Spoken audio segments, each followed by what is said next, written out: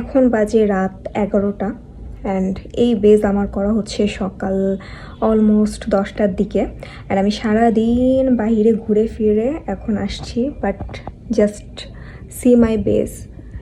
এইখানে হালকা একটু ক্র্যাক করে গেছে, আদারওয়াইজ আমি একদম ফিল্টার ফ্রি পুরাটা দেখাচ্ছি আমার ফেস। হ্যাঁ, কোনো ধরনের ফিল্টার নেই অ্যান্ড আমি অলরেডি ঘামতেছি। ওকে, সো এই যে ফাউন্ডেশনটা সুইস বিউটির, জাস্ট আমি এটা 700 দিয়ে নিয়েছিলাম। মানে এত ভালো একটা ফাউন্ডেশন আমি জাস্ট বলে বুঝাইতে পারবো না। এটা কোনো পেজ আমি কিছু শেয়ার করবো না, জাস্ট আমার নিজের পার্সোনাল ভাল লাগে ভাই।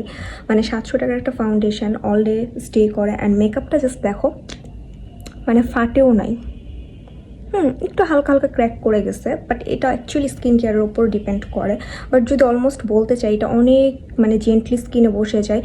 মানে ড্রাই স্কিন বলো বা তোমাদের যাদের অনেক রাফ স্কিন, সেন্সিটিভ স্কিন, তাদের জন্য এটা বেস্ট হবে। আর কম্বিনেশন বা অয়েলি স্কিনের জন্য ওকে আছে, যদি তোমরা একটা মেকআপ ফিক্সার বা যাদের ঘাম বেশি হয় তারা সুইট প্রুফ করে নিতে চাও, একটু ভালোভাবে হচ্ছে একটা ভালো মেকআপ সেটিং স্প্রে ইউজ করবা, তাহলে এটা হয়ে যাবে।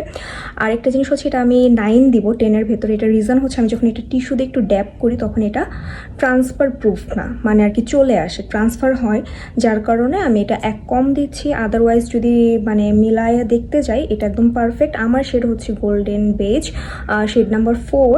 সো আমি এটা রিসেন্টলি ইউজ করছি, একটা শেষ অ্যান্ড এটা আমার সেকেন্ড। সো আমি এটা ইউজ করি কিন্তু তোমাদের দিলাম। আগে আমি আই ম্যাজিক ইউজ করতাম, বাট রিসেন্টলি এটা আমার অনেক বেশি ফেভারিট। অ্যান্ড আমি কোনো পেজ টেজ কিছু আর কি শেয়ার করবো না, যেহেতু বেসিক্যালি এটা একদম আমার নিজের পার্সোনাল ভালো লাগে, সেইখান থেকেই দেওয়া। সো জাস্ট দেখো, ওয়াও ওয়াও একটা ফাউন্ডেশন। সো বাজেটের ভেতরে অলমোস্ট যারা আমার মতো রেগুলারলি মেকআপ করো, বাইরে যেতে হয়, মেকআপ করতে হয় হালকা কম বেশি, তারা এটা নিতে পারো।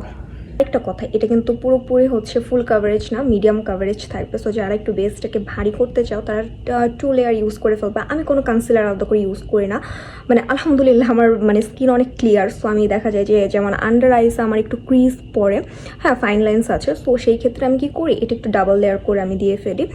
আর আমার রুমের, আমি কিন্তু কোনো লাইটের সামনে নাই, এটা জাস্ট আমার রুমের লাইটে আমি একদম ভাবে তোমাদেরকে দেখাচ্ছি, ঠিক আছে? জাস্ট দেখলে বুঝতে পারবা যে কতটা মানে ক্রিজ এগুলো।